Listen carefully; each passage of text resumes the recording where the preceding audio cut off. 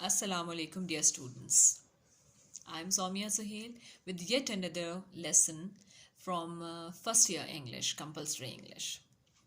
As you know that we have been proceeding with our lectures.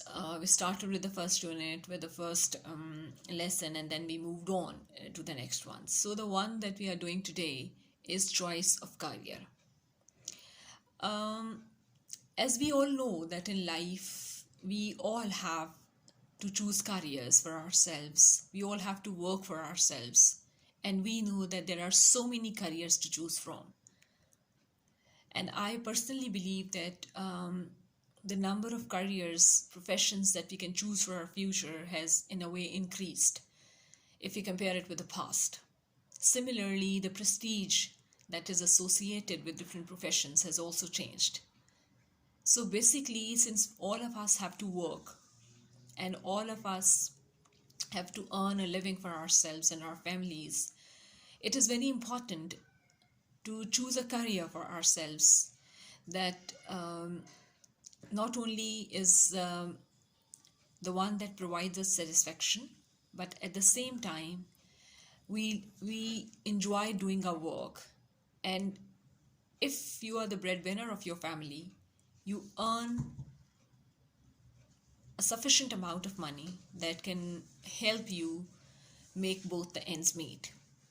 So, though this lesson is a part of first year English, I believe that this is, this is the choice of career is something that one needs to consider when one joins college. So since it's your first year at college, since you're a freshman at college, it's important that you study with a focus, you study with something in mind about your future endeavors, about endeavoring to chalk out or map out a future for yourself. So you need to consider what subjects you would study today that may help you in choosing a career tomorrow. So this lesson helps in this regard. It tells students what are the things that they need to consider when they are choosing a career for themselves. So after your years at college and then your years at university, you will be in a position to choose a career for yourself. So while you'll be choosing career, the guidelines that you have gone through in this lesson may help you choose a career that suits you, that suits your personality, that suits your interests, and that suits your taste, your aptitude. Because you see, it is not just about earning money. It's not just about going to the work in the morning and come back in the evening and then no more. No. This lesson very rightly says that 25% of every year we spend at our jobs, at our workplace. So that is quite a significant part of the year. It's 1/4 of a year that we spend at our whatever job we do. We spend at our workplace. So the lesson says that it roughly makes 11 and a half years out of 35 years of service. So that is quite a considerable, in that way it becomes maybe something around 1/3 or a little lesser than that. So that is quite a considerable amount of time, a part of your life that you are spending at your workplace. You can very well imagine what impact it would have on you, your personality, your mood, your life outside your workplace if you do not like doing that work at your office or at your workplace. And what a pleasant impact it would be on all these things if you like your work and if it satisfies you. So, this lesson in this way considers all those factors or most of those factors that you must keep in mind or you must look at when in future you'll be about to choose a career for yourself. Now here, another thing that is to be noticed is the style in which this lesson is written. This lesson is written in the form of a letter.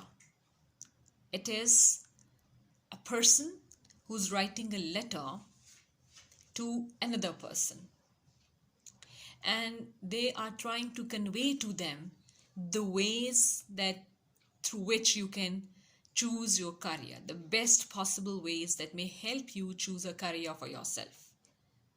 So in this lesson, they are achieving two ends in a way. One, they're guiding you through the process of choosing a career, and at the same time, they are telling you how is it that you write formal letters, how is it that you communicate formally to people through letters. So in the exercise, once you're done with this, after you have discussed the questions on this lesson, on the content of the lesson, we'll be talking about the format of a formal letter. We'll talk about how is it that a formal letter is written and what are the different parts of a formal letter. So there'll be another video for that purpose. In this video, I intend to discuss the lesson with you, to read out some important parts, and then to discuss some questions that are given in the exercise at the end of the lesson. So the first thing that the lesson talks about is, as I've already mentioned, the amount of time that we spend at our workplace. So we would like to do something constructive and productive about that time that we spend at a certain place. And since we spend a lot of time at a working place, it is important for us to choose a career that is satisfying. That is a career which does not annoy us, that we do not take as a burden. It must be a career that, one, that gives us satisfaction, that provides us satisfaction. Two, it makes us do the work we like. Three, it adds something to us, to our personality, to our life, to our thinking, to who we are.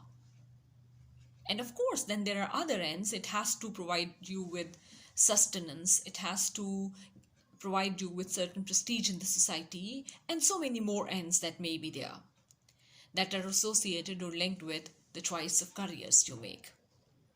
So the first thing that the lesson talks about is this amount of time. It says you're on the job approximately 25% of every year.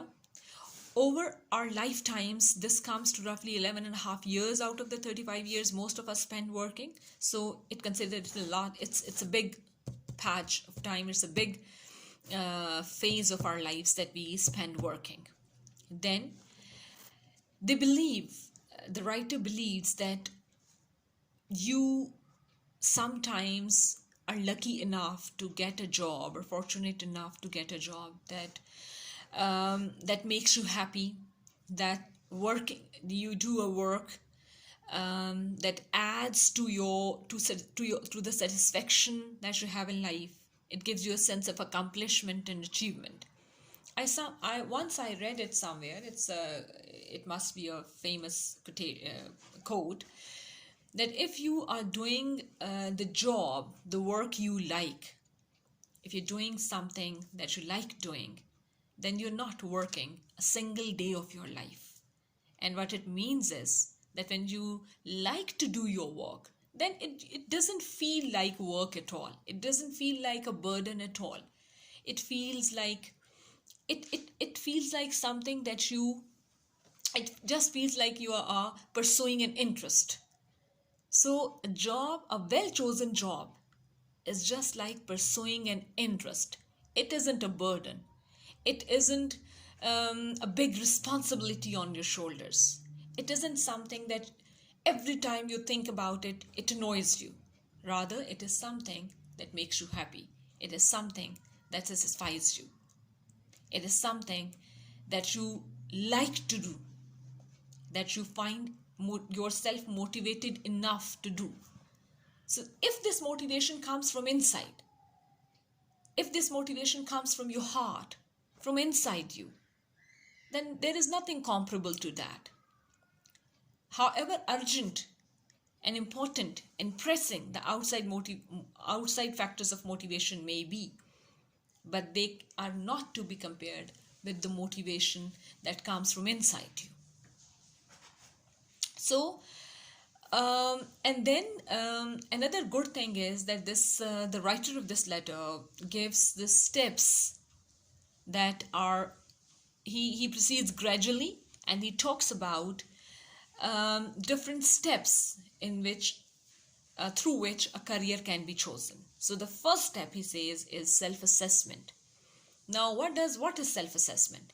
Self-assessment is getting to know yourself. You should know who you are. You see, knowing yourself as a person helps you determine what kind of work will please you. So he says that the first step in the choice of your, this is the second paragraph on the first page of this letter. This is page 67 in my book. And it says the first step in your choice of career is self-assessment. And then how does the writer define self-assessment? He says, what do I know about myself? If I know myself, and what are the things that I need to know about myself if I'm choosing a career? These are determining what your skills are. What are the things that you're good at? If you know your skills as a person, you will be in a better position to find a good career for yourself. Then, what you enjoy doing and what is important to you in your work and life is part of the process of self-assessment, which is fundamental to career development. So, the writer believes that self-assessment is something that is the first step towards choosing a career. You need to know what are your skills, what are you good at. It's in a way knowing your strengths and your weaknesses. Knowing what are the things that you can do really well and what are the other things that you may need to put a lot of effort and that may require a lot of time on your part. Then your interests. What are the things that you're really interested in? And then it says, what are the things that you enjoy doing? You see, this is very important. So many times we think that we enjoy to do something, but if we have to do it in a routine or if we have to do it as a job responsibility, we suddenly realize that this wasn't our kind of work. So what you need to know is, what is your kind of work? That is the first step, the writer says. Then, what do you have to do? What is the next thing that you have to do? Now, you see, in the next paragraph on page 68 in my book, the writer says that sometimes your likes and dislikes may be transitory, may be short-lived. You may think that this interests you, but what you do not consider is that this can change.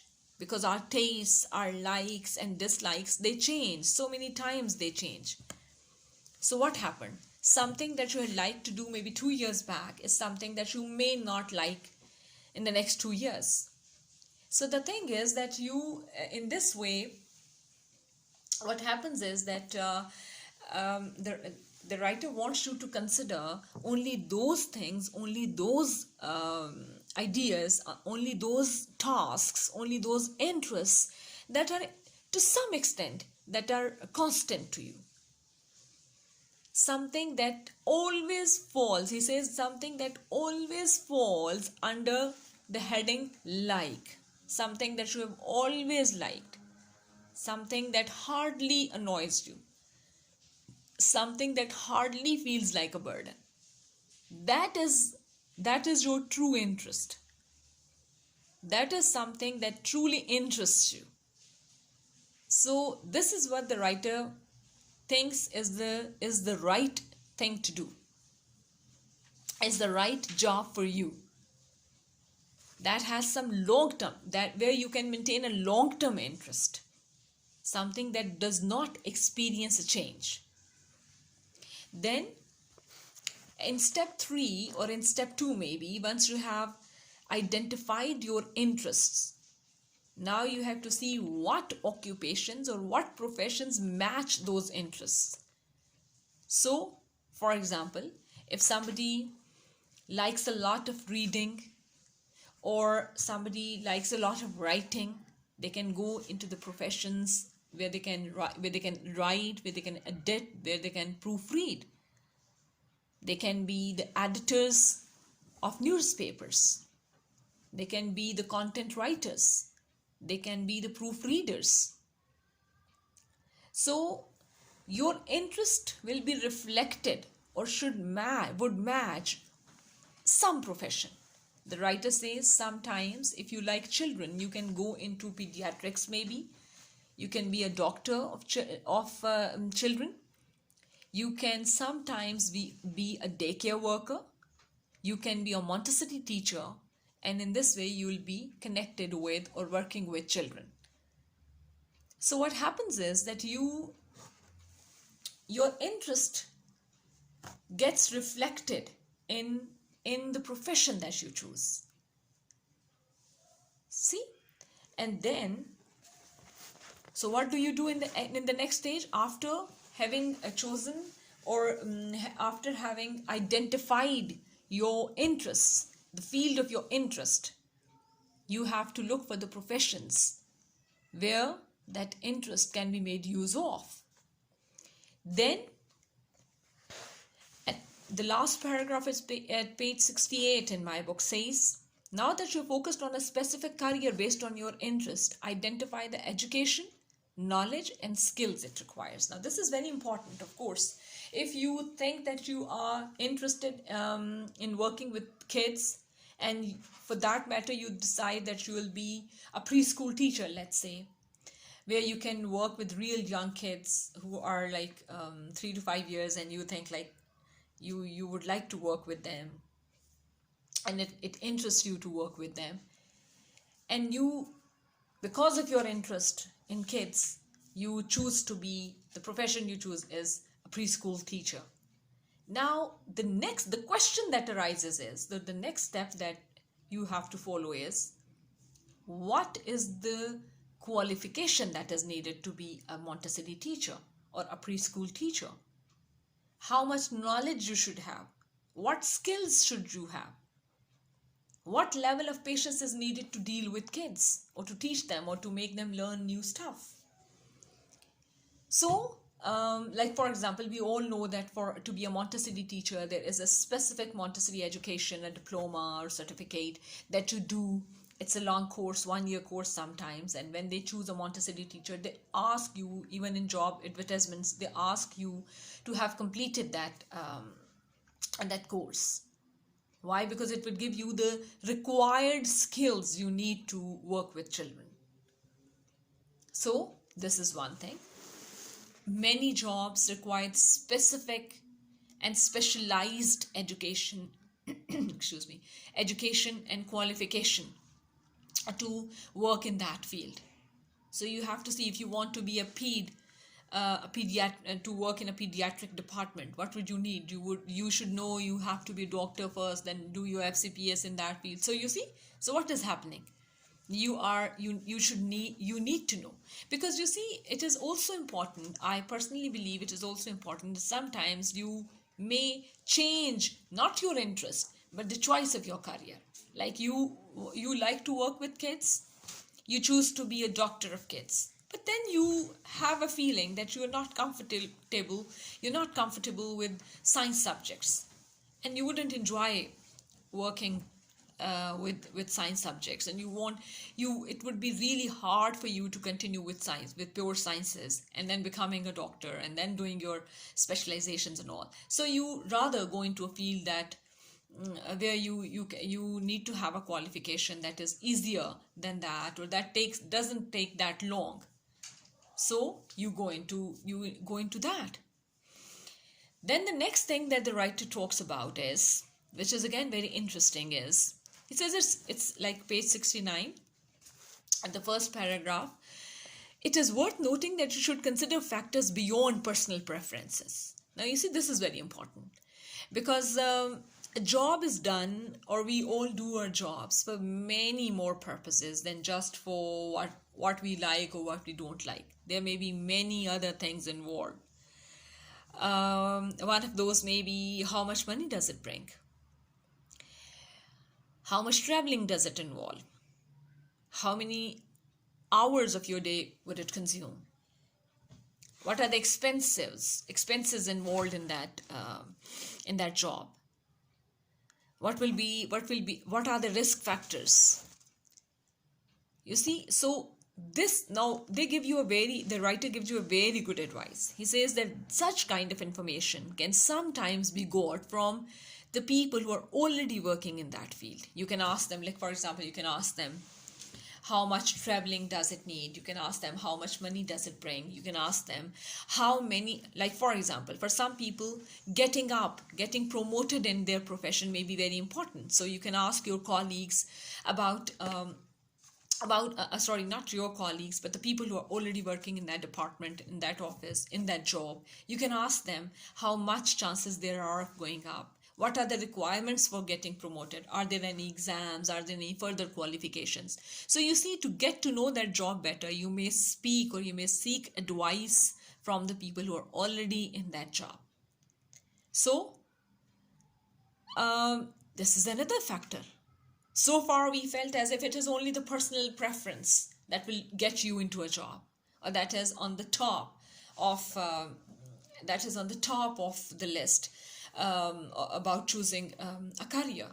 But now we come to know that there are other factors. We need to know whether it is really easy to get into or enter that field, that job, that occupation, that profession. Do you have the, or it is demanding, it is difficult, and do you have the required level of patience to enter that field?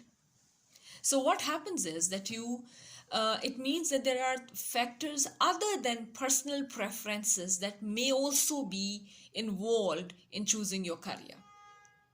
And since all of us work for our families, all of us work for sustenance, most above all, so we need to consider all those factors. So the advice they give you is that to know all those factors, you need to get in touch with people who are already working in those professions, and they can guide you the best. Then it says at the end, it says if you are a practical person. Pragmatic also means practical. This is page 69, second paragraph in my book. It says if you are pragmatic and practical in your choice of career, then what does pragmatic means? Again, practical is the same thing, where you are proactive on things and you believe in being practical and doing things, practically doing things. It says if you are that, then you should create your career action plan. And how do you make your career action plan? You have to talk about timelines. You have to see what timelines are required to reach this career, to start this career, to enter into this profession. Then you should know what do you expect from your career. And of course, it's the other way around also. So the writer says that you have to be very realistic about timelines and expectations. Do not think that, all right, the others did it in 3 years, but because I'm very enthusiastic, I'll do it in 2 years. No, what requires 3 years to be done requires 3 years.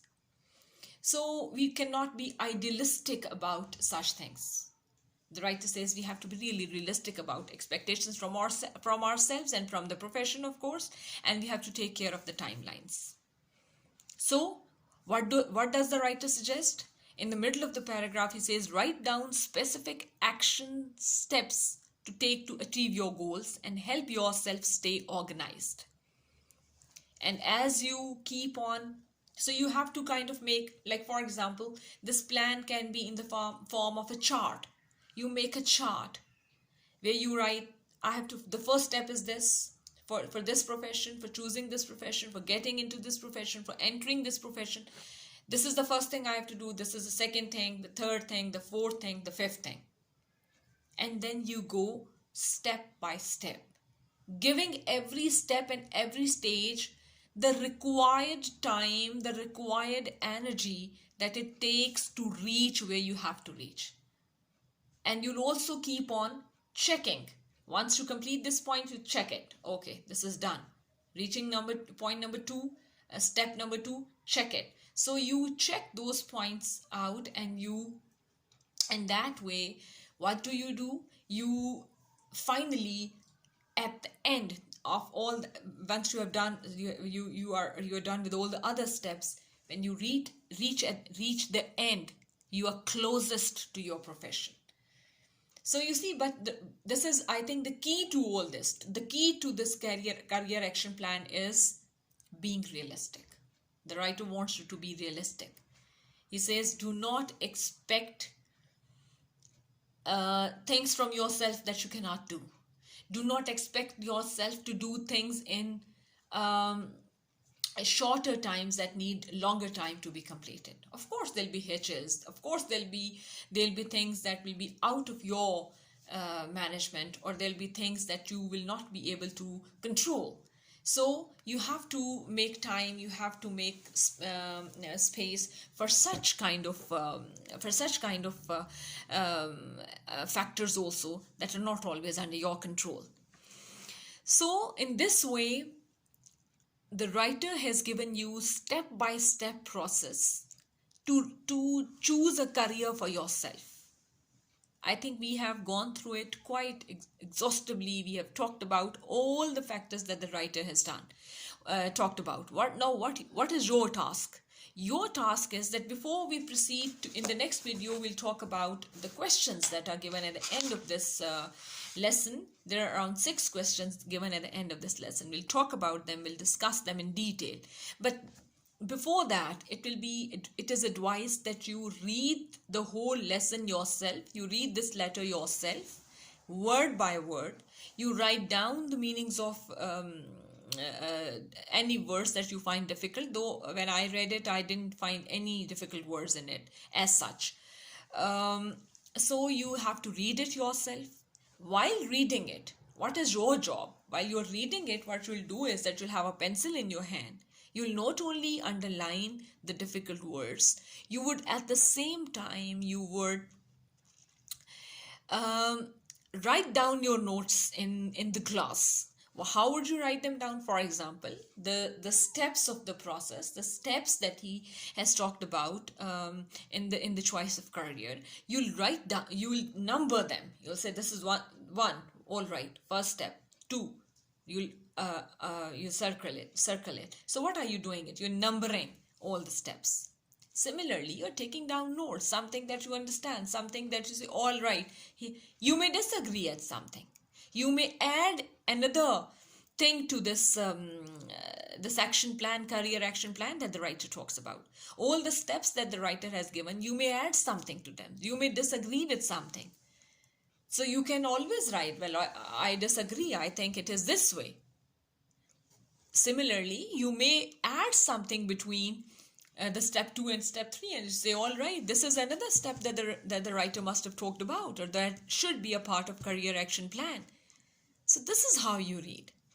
This is creative reading. And more than creative reading, it is critical reading. This is called critical reading. You are thinking. It makes you think critically. You are not just following what the writer says. You're not just remembering or memorizing what the writer says and reproducing it in your exam. You are making yourself think about the things that the writer has talked about. And that will add something to it. That will in a way increase your knowledge about the whole thing.